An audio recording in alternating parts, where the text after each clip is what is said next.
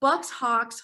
Hawks win 110-88 to tie the Eastern Conference Final Series at 2 apiece. The win and the final score mean nothing to the headlines that came out of this game. The biggest one being that Giannis Antetokounmpo is out with a hyperextended left knee. Don't really know when he's going to return. It looks like from the latest news that there wasn't any major tear, which is good news, but we still aren't sure when he's going to be back. And for a Bucks team that just looked awful in this past game, not good news, not what you want going into a game 5. So Aiello, I'm going to go to you first. What does this mean for Milwaukee going forward? I think it means that they have to prepare the white flag if they lose the game 5 in Milwaukee. No, I'm serious, because this game was an atrocity. Milwaukee had no one score over 20 points. Drew Holiday was the high man with 19. And when Mamadi Diakite, okay, you guys remember him from Virginia. He's a great college player, terrible NBA player. When he comes in the game, like, it's just over. So Mamadi Diakite coming in, that was just, I'm like, yeah, this game's well over. And everyone's saying after that game 3 where the Bucks just basically steamrolled Atlanta into oblivion, everyone's like, oh, okay, yeah, the Bucks got this. Like, there's going to be no problems here today, including me. I was included in that, because I did say on 101 last week that Atlanta can win the whole thing. They have a good chance. And I, myself included, felt like Plaxico Burress when he shot himself in the foot. And I go, well, that was stupid. But here we are at the game 4 in Atlanta at the Phillips Arena, and these Hawk fans are just, they're losing their minds with the countdown from Giannis with the free throw line. I think that's just that's mean, but it's also it's funny, I guess. But the Atlanta Hawks, they had 4 guys, five guys actually, 6 guys I count here. I can't count today. 6 guys in double figures with 10 plus points between Gallinari, Cam Reddish. Clint Capella had that circus behind the backboard shot that he had. It made no sense at all. And then Bogdanovich and Lou Will leading with 21 and 20 respectively. Then Kevin Huerter, who's just been a gem in the entire playoffs. What a pickup he's been since they picked him up in 2018. He added 15 points to the day. And you know what? I think this Hawks team, with Trae Young being out, now the Bucks did miss Giannis with that crazy knee injury. And on the replay, when you just see his leg go backwards, it's like this. And I go, ooh, that's not fun.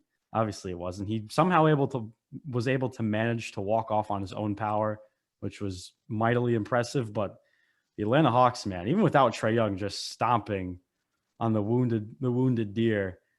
So look, I don't know. This has gone back and forth with the Hawks all year. I mean, they went back and forth with Philadelphia, and people were saying that Philly's going to just bully them in the paint.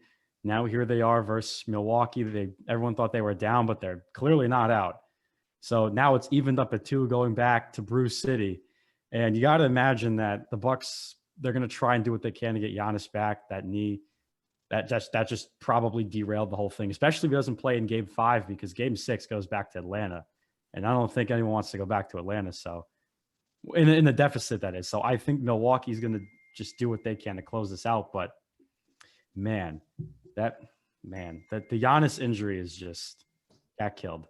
Yeah. In my opinion, Milwaukee, no matter what they do what they can to win this out. I don't think they're going to have enough. I mean, you look at last night's game and you think about this team is supposed to have a big 3, right? You have a guy with a $177 million contract and a guy with a $160 million contract, and neither of them could step up without Giannis there. I mean, it doesn't look good for this team, and I think this is an NBA playoffs season that injuries have just been the key theme, and throughout the whole year it's been a key theme, but especially during these playoffs. And at this point, it's going to come down to the teams that are the deepest and the teams that are able to find a way to have those role players, those bench players step up in the absence of their star players. And I think the Hawks are the epitome of that. You just mentioned some of those names in who we've seen step up: Kevin Huerter, Bogdanovich, Williams, Lou Williams. Cam Reddish. Cam Reddish was in his 2nd game since February 21st. He had 12 points, 2 steals. He contained Middleton. Middleton missed all 7 of his 3-point attempts. So let's talk about Lou Williams for a second. three-time Sixth Man of the Year, first playoff start of his career, puts up 21 points, 5 rebounds, 8 assists, 7 of 9 from the field. He was thinking of retiring earlier this season, and then he's coming out and stepping up big time. He either scored or assisted on 15 of the Hawks' 43 made field goals in that game. So Quigley, I'll go to you on this. The Hawks have just let's talk about the injuries that they've endured. I mean, you look, they're without Trae Young. We don't know. Clint Capella went out after getting elbowed in the face. Don't know how serious that's going to be. Hopefully that's just a black eye or something, and not, you know, a facial fracture, even though it looked pretty bad when he left. But this team has just been able to grind it out. These no-name players have become household names. Talk a little bit about that and what you expect from this Hawks team going forward. Well, I think the one thing that really stood out last night was just the way that, and it really kind of it caught me by surprise. But Trae Young just somehow isn't as important to the Hawks as the Greek Freak is to the Bucks, which I think surprised everyone. But even before Giannis went out with the injury last night, it's not like the Bucks were trending toward coming back in that game. They were down 10. They were down 13 at the half, and they came out flat. And the Hawks, without Trae Young, came out in full. All right, we're gonna have to next guy up, and they did it exactly that. Cam Reddish with a phenomenal performance after spending months just off the court. Lemon Pepper Lou. This is why you trade for Lou Williams. You make that trade when you send a guy in Rajon Rondo, who's, you know, a playoff vet. But Lou just can score. He can score when you need him to, and he did that just last night. So, you know, the Hawks are getting so much activity from their bench, from their role players. Herter out there just balling right now, which is fantastic to see the flaming red hair just go off. And then Bogdanovich, another great performance. This Hawks team is deep. They have what the Bucks really lack in depth, and that next man up playoff mantra, because the Bucks didn't have a guy that stepped up last night, especially when Giannis went down. And the Hawks have 5-6 guys that have been doing that, especially this past game. But when they had Trae Young on the court, it's not like it was completely Trae Young running the show, even if he was scoring the majority of the team's points. So, you know, further down the line, I don't think, I'm not a doctor, and obviously I'm not inside the Bucks training facilities right now, but Giannis's injury doesn't look as bad as Trae Young's, just from the way that he was able to walk off the court. He was about to come back on the court until it was a 20-point game, and he was like, and the team was like, all right, we're not coming back in this one with an injured Giannis. So I don't know what his status is for Game 5. If he can't play Game 5, that certainly hurts the Bucks. We still don't know what Trae Young's going to be in Game 5, but you know, if I'm the Bucks right now, I'm a lot more concerned about the performance we put on before Giannis got injured than the Giannis injury itself. Right. I mean, the Bucks looked questionable in a lot of those games with Giannis.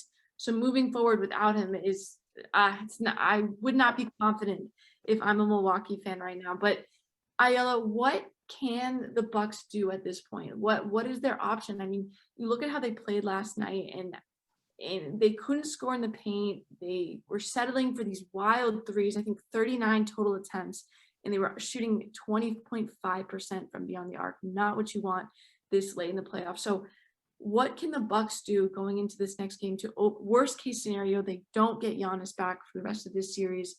What can they do to survive? And also I'll let you answer, what should Atlanta do without, let's assume they don't get Trae, or maybe even if they don't get Clint Capella back, what are the two keys for these teams moving forward? I mean, for the Bucks, nothing. They literally can't do anything else. Okay, there's nothing they can do. I don't know what to say. If Chris Middleton just takes panic threes every time down the court. I don't know how you.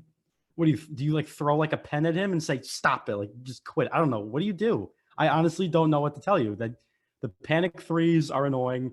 You have people like PJ Tucker who attempt to drive to the basket and just get annihilated by Clint Capella every time. And then you have Drew Holiday, who's trying his best. So we'll give him the E for effort. E for effort. Okay, not gets the E for effort. He's trying, but I don't know what else they can do. There's really nothing else. I don't know. Fire Mike Budenholzer, is that like the only solution? I have no idea. But on a realistic note, I guess the one thing you want to try with Milwaukee, maybe you try, if Giannis is able to come back in some capacity, do you try running him as a decoy at the center? I literally have no idea. Like, could that work maybe? Do you start Pat Connaughton? Do you start the 50-50 ball guy? Could that possibly help them? I mean, it might, but I mean, they really don't have an answer. And for your Hawks question, Kelly, I think they're fine. They just pulled Onyeka Okongwu from the bench. He was just kind of sitting there doing nothing, thinking about his Chino Hill days playing with the Ball brothers. And now here he is playing with Trae Young. I think playing with Trae Young is a lot better than playing with Lonzo. But regardless, Onyeka Okongwu actually took a big step up. Now, if he has to start in place of Capella, I mean, that's a big shoes to fill. And we know that Capella, he's no superstar center, but what he does is it's hard to replicate, especially for such a young player like that. So it's definitely going both ways here. Both teams are going to have to make some pretty heavy renovations to their game plans and to their lineups. I think Milwaukee's definitely going to try and run small. Maybe Atlanta stays with their traditional 1, 2, 3, 4, and 5 thing. Maybe run Lou Will at the point, because clearly they have enough offense. I think we can all agree that the Hawks have enough depth, and I've been stressing this for a long time now, that you need depth and skill players to win in the playoffs, and that is being showed to us by the Atlanta Hawks. And teams like the Knicks, the Bucks, the Nets, who all lack depth now, albeit there was maybe a couple injuries here and there for both of the teams, especially the Nets, as Thomas Quigley will tell you. You're not going to win. I'm sorry. The Hawks just are the deep team. They have skill players that can do stuff off the dribble on their own. They don't need to be dependent on a point guard or some other player to do it for them. They can do everything. And I just think that's hard to guard. For the Bucks, they're just having a nightmare doing it, and it's getting into their head. So as far as adjustments, Milwaukee, I don't know what else they can do at this point. Budenholzer plays 5-6 people at most, and Chris Middleton with the panic threes is just killing them. And for Atlanta, they can just move and replace, do platoon stuff. They're going to be fine. They're going to be very fine. I have no problem with Atlanta. I think they'll be okay. Milwaukee, we'll see. So it seems like the general consensus at this point is that the Hawks are going to be okay. Milwaukee hit that panic button.